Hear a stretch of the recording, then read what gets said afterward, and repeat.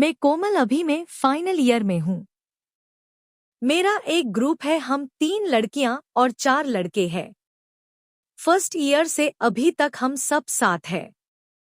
हमारे ग्रुप की हेड में हूँ, अपनी तारीफ नहीं कर रही हूँ, लेकिन इस ग्रुप में सब मुझे ज्यादा मानते हैं। किसी को कुछ भी प्रॉब्लम होती है तो मैं ही उनको सलूशन देती हूँ, और सारे नियम भी मैंने ही बनाए हैं। और एक सबसे अहम नियम मैंने बनाया है कि हम सब दोस्त रहेंगे, प्यार हमारे बीच में नहीं आना चाहिए। No boyfriend girlfriend, only friend, क्योंकि फ्रेंडशिप हमेशा रहती है, प्यार बीच में आते ही जलन और अलग होकर बैठना शुरू हो जाता है, और मैं नहीं चाहती थी कि ऐसा हो।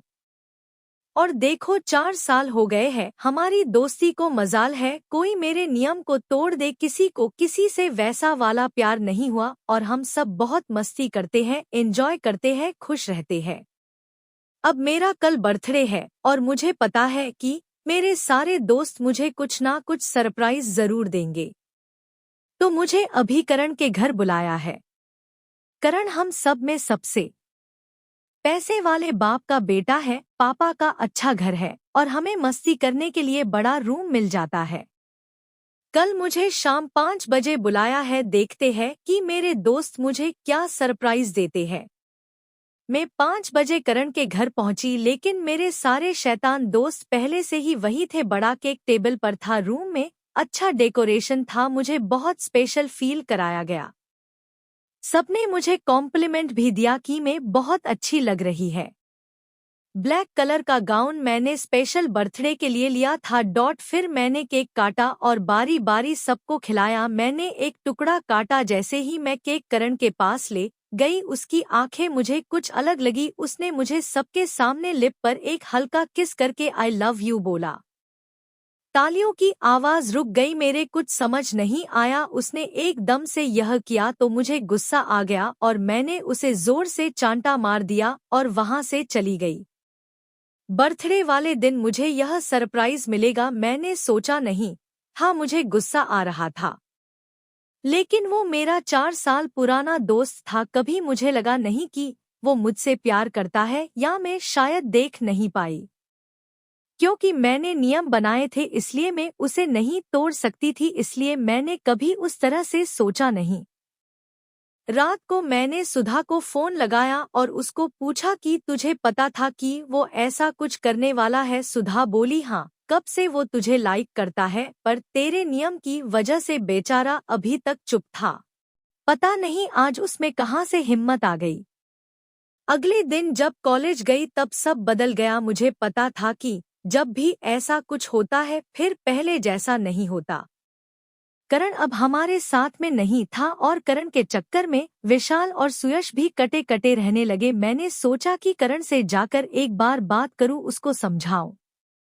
मैंने करण को लाइब्रेरी में पकड़ा, मुझे देखकर अब मुंह फेर रहा था। मैंने बोला बाहर चल, मुझे बात करनी है। वो आया और मैंने उसको बोला क्या हरकत थी वो। करण बोला मुझे लगा कि तू सॉरी बोलेगी। मैं बोली सॉरी तू बोल।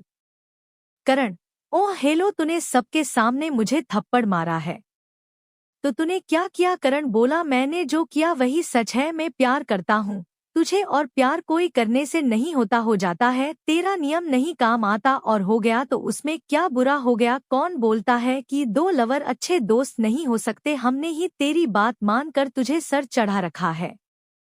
उसको इतने गुस्से और समझदारी की बात करते मैंने आज तक नहीं देखा। लेकिन अब मैं भी वैसे नहीं रह गई। जब आपको पता चल जाता है कि सामने वाला आपको लाइक करता है तो आपके सोचने का तरीका भी बदल जाता है। अगर आपको वो पसंद नहीं है तो आप उससे बात बंद कर देते हो, और अगर पसंद है तो आप भी उसको लाइक करने लगते हो। और करण तो मेरा दोस्त है। अब मुझे लगा कि मैं भी फिसलने लगी। मैंने सुधा से बात करी, उसने और मुझे उधर धक्का मारा। मैंने बोला कि मैं अपने नियम पर नहीं रह पा रही।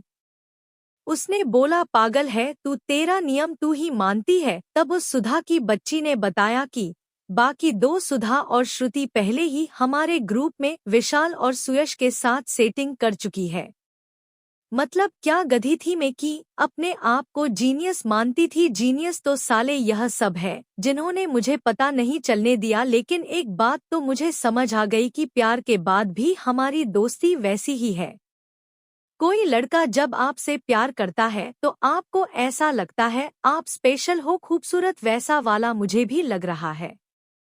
लेकिन अब उस गधे को बताऊं कैसे मैं, तो उसको थप्पड़ मार आई। अभी तक उसको भी पता तो चल गया होगा कि मैं मान गई, लेकिन अभी भी भाव खा रहा है, देख नहीं रहा थप्पड़ जो पड़ा है। फिर मैंने मौका देकर उसको बोल दिया सॉरी, उस दिन मुझे ऐसा नहीं करना था, अब नहीं करूंगी कभी।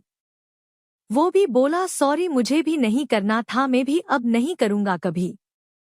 मैंने बोला क्या? वो पूछा क्यों फिर करूं, पागल थोड़ी हूं जो थप्पड़ खाऊं। मैंने बोला अब नहीं पड़ेगा, प्रॉमिस। हंसने लगा तो शुरू हुई मेरी भी लव स्टोरी। आपको यह कहानी कैसे लगी हमें कमेंट कर जरूर बताएं। इसी तरह की अच्छी हिंदी कहानी आप यहाँ पढ़ सकते हैं। हमें फॉलो करें।